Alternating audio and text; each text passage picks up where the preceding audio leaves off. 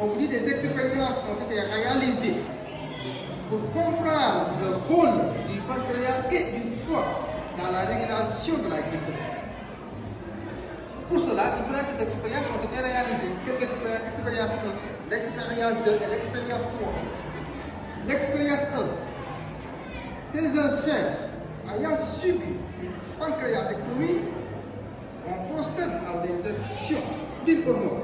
Et de manière par définition, on appelle une hormone. Une hormone n'est rien d'autre qu'une substance sécrétée par une glande en faible dose et agit en distance. C'est ça la définition de ce qu'on appelle une hormone. Pancréatite, l'insuline. Quelle est l'hormone qu'on a sécrétée? L'insuline. Puis, on détermine la glycémie au fur du temps. Les résultats sont notés dans le document 1. Et à partir de là, avant d'entamer de lire l'exercice ou l'expérience 2, il faut aller voir le document 1. Que dit le document 1? Le document 1 est là. On vous dit temps en heure, glycémie en grammes par litre. Vous voyez les valeurs 0, 1, 2, 3 jusqu'à 10. Glycémie au taux, au pourcentage, vous avez les 1, 0,8, 0,6, 0,5, c'est bon? Maintenant, qu'est-ce qu'on vous demande? Ici, tout simplement, on vous demande d'écrire l'évolution de la glycémie dans le document 1. Donc, pour décrire, c'est terre. Ici, avec le temps, je subdivisez le tableau en 3 parties. Ça peut être un tableau, comme ça peut être une courbe. Ici, vous avez affaire avec un tableau. Vous dites tout simplement, avant injection, vous voyez, on a mis injection, donc il faut bien exploiter le document. Avant injection, d'insuline, comment était le taux de la glycémie? Égal à 1 gramme par litre, donc aux alentours de sa valeur normale. Et constant. Après, pendant l'injection, qu'est-ce que vous voyez? Ça passe de 1, 0,8, 0,6, 0,5, 0,4. Donc le taux diminue progressivement en passant de 1 gramme par litre à 0,4 par litre. Après, quand on doit arrêter d'injecter, qu'est-ce que vous voyez?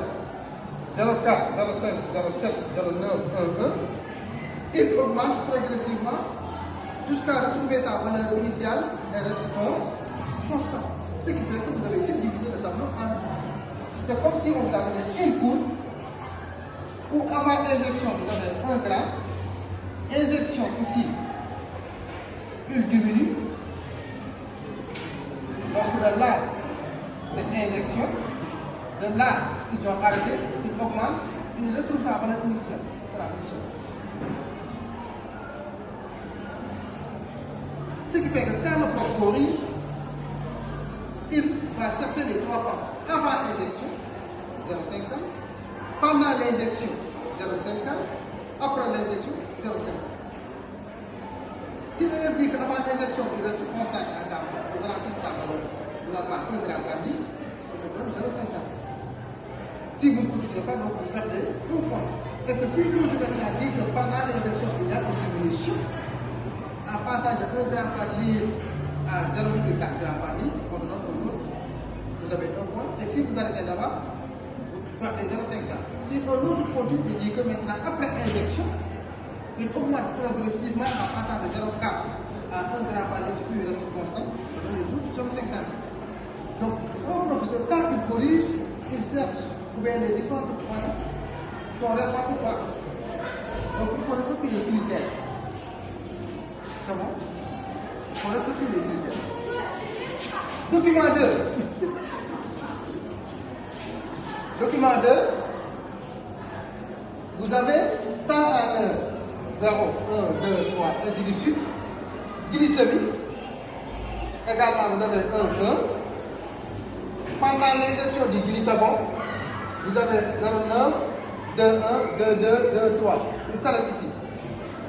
Quand il s'arrête maintenant 2, 1, 3, 1, 2, 1, 1. Là également, pour analyser les tentatives à travers le document 2 reflétant le taux ou le pourcentage de glycémie en fonction du temps, on constate avant injection du glycagon, le taux de glucose était à sa valeur normale, environ 1 gramme par litre.